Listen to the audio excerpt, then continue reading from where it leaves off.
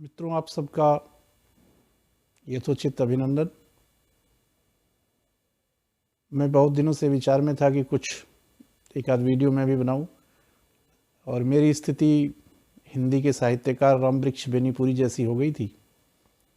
बेनीपुरी भी कुछ लिखना चाहते थे, तो वो टॉपिक उनको शायद कुछ मिल नहीं रहा था या वो समझ नहीं पा रहे थे, तो उन्होंने ये सोचा कि मैं लिखूं क्या, और यही सोचते हुए उन्होंने लिखना ही शुरू कर दिया। और जो टाइटल उन्होंने दिया उसका नाम ही था मैं क्या लिखूं। ऐसा ही मेरी स्थिति रही। इसी बीच में हमारे एक पंडित नरेंद्र देव जी हैं, जो हम लोगों का एक सोशल ग्रुप चलता है व्हाट्सएप में, तन मन हिंदू के नाम से। वो उसका बहुत अच्छा संचालन करते हैं कुशलता के साथ। तो कुछ उन्होंने मटेरियल भेजा, उसको देखा तो मुझे लगा कि शायद मैं भी एक वीडियो बनाने की कोशिश करता हूँ। और ये हमारा जो टॉपिक है वो राहुल गांधी जी के ट्वीट के ऊपर है, जो उन्होंने ट्वीट किया है। जो जैसा कि अभी हम देख रहे हैं कि बॉर्डर एरियाज़ में हमारे और चाइना के बीच में, दोनों सेनाओं के बीच में जो डिसएंगेजमेंट हो रहा है पेंगोंग के क्षेत्र में, फिंगर एरियाज़ में, तो उसको देख करके उसमें जो डिसएंगेजमेंट हो रहा है, फिंगर 8 के पीछे चाइना जाने को तैयार हो गया है। और हम भी, जो कि हमारी पुरानी स्थिति थी, जो धन सिंह थापा पोस्ट तक हम लोग भी वहाँ पहुँच रहे हैं। तो उसको देखते हुए उनका जो ट्वीट है राहुल गांधी जी का, जो इस प्रकार से है, जो जैसा कि आप लोग अभी देख सकते हैं, इसमें राहुल गांधी जी ये कह रहे हैं कि गद्दारों ने भारत माता का एक टुकड़ा चाइना को दे दिया है। शायद मुझे लगता है कि राहुल गांधी जी अपने दिल की गहराइयों से अपनी उस जो उनके परिवार की जो सरकारें यहाँ चलती रही हैं, शायद उनकी गलतियों का एहसास उनको हुआ है, और वो अपनी उन गलतियों को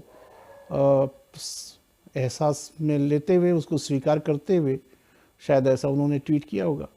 जैसा कि आप सबको पता है कि जो तिब्बत एक स्वतंत्र राष्ट्र के रूप में था, और 1958 में चाइना ने तिब्बत को कैप्चर कर लिया और पूरी तरह से उसको डाइजेस्ट कर लिया। और हमारी तत्कालीन जो सरकार थी, जो कि उस समय पंडित नेहरू जी की थी, और उन्होंने उस पर कोई एक्शन नहीं लिया, यहाँ तक कि उन्होंने उसको उस बीच में जाने के बारे में सोचा भी नहीं।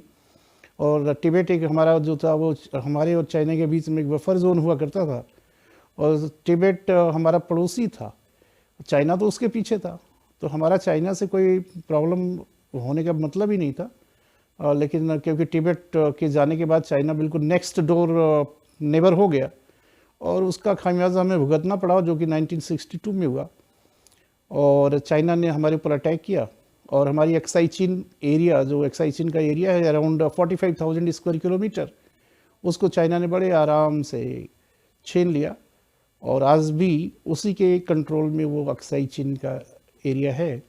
और मैं आपको ये बता दूं कि वर्ल्ड में almost there are 210 countries, and there are around 45 countries which are having less area than 45,000 square kilometre.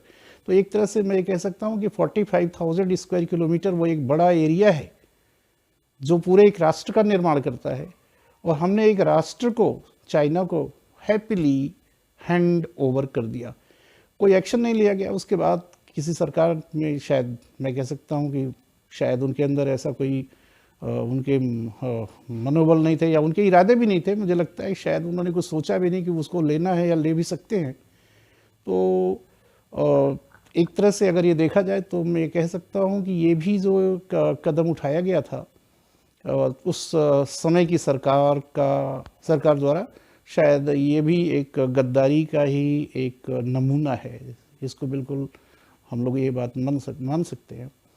और एक इसी विषय में एक दूसरा उदाहरण हमारे पास और भी है कि जब यूएनओ का फॉर्मेशन हुआ 24 अक्टूबर 1945 में, तो उस समय भी जो परमानेंट 5 मेंबर्स हैं जो सिक्योरिटी काउंसिल के, जैसा कि उसमें आज यूएसए है, यूएसए के बाद इंग्लैंड, फ्रांस, रशिया, और 5th कंट्री का जो मेंबरशिप मिलनी थी वो हमें मिलनी थी, हमें ऑफ़र किया गया था, बट हमारी लीडरशिप ने वो चाइना को प्रोवाइड कर दिया।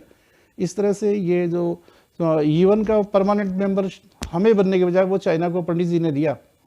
तो पंडित जी ने हमारे देश के साथ, तो मुझे लगता है कि शायद ये तो कोई भी मान सकता है कि शायद ये गद्दारों वाला ही स्टेप ये भी हो सकता है। और केवल इतना ही नहीं है, जब आज़ादी के बाद जैसा कि हमें पता है कि जो प्रिंसली स्टेट्स थे उसमें ऑलमोस्ट देयर वर 3 स्टेट्स जिनका जो एक्सेशन था वो थोड़ा डिस्प्यूट में चला गया था because of some reasons, and those states were Hyderabad and Junagadh and Jammu and Kashmir. तो जम्मू कश्मीर का जो एक्सेशन इंडिया में होना था, जो कि हुआ भी, जो महाराजा हरि सिंह ने ये इंस्ट्रूमेंट ऑफ एक्सेशन पर साइन किया और अक्टूबर 1948 में that is Jammu Kashmir became the integral part of India. At that very time actually around 35% of the Jammu and Kashmir was occupied by Chinese Pakistani irregulars and जिसको हम कबायली हमला भी कहते हैं। और वो 35% एरिया ऑलमोस्ट वो लेके चले भी गए, जो कि आज हम पाक ऑक्युपाइड कश्मीर के नाम से जिसे हम जानते हैं। और वो जब हमारी जो हरि सिंह से हमारा जो एग्रीमेंट हुआ और उन्होंने जो इंस्ट्रूमेंट ऑफ एक्सेशन पर जो साइन किया, उसके तहत Jammu and Kashmir became integral part of India. तो हमने, हमारी फोर्सेस उस समय जब हम पहुँचे जम्मू कश्मीर में उसको खाली कराने के लिए, जो एरिया पाकिस्तान ने लिया था, तो हमारी सेनाएं बिल्कुल ही बड़ी तेज़ी से आगे बढ़ती चली जा रही थी। लेकिन अब वन साइडेड सीज फायर पंडित जी की तरफ से हुआ। और उस समय ऑल इंडिया रेडियो की जो ऑफिस हुआ करती थी वो दिल्ली के मंडी हाउस में हुआ करती थी, और पंडित जी खुद मंडी हाउस में जा करके उन्होंने ये अनाउंसमेंट किया था कि भारत अब से आज सीज फायर को अलाउ करता है, that is there will be no further no any military action on part of India and the area that has been occupied by Pakistan, we will take this matter to the UNO. और matter ये है कि वो पंडित जी खुद one sided अपनी तरफ से ही UNO में इस मैटर को ले गए और जम्मू कश्मीर को इंटरनेशनल डिस्प्यूट के रूप में उन्होंने प्रस्तुत किया।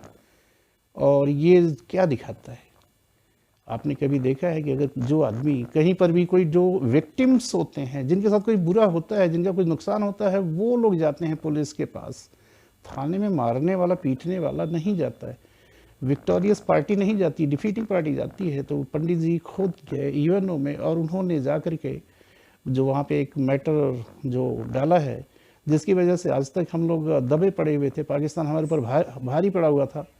और उस मैटर में कि वो हम बिल्कुल डिफेंडिंग सिचुएशन में थे कि ये मैटर जो है इंटरनेशनल लेवल का हो गया है।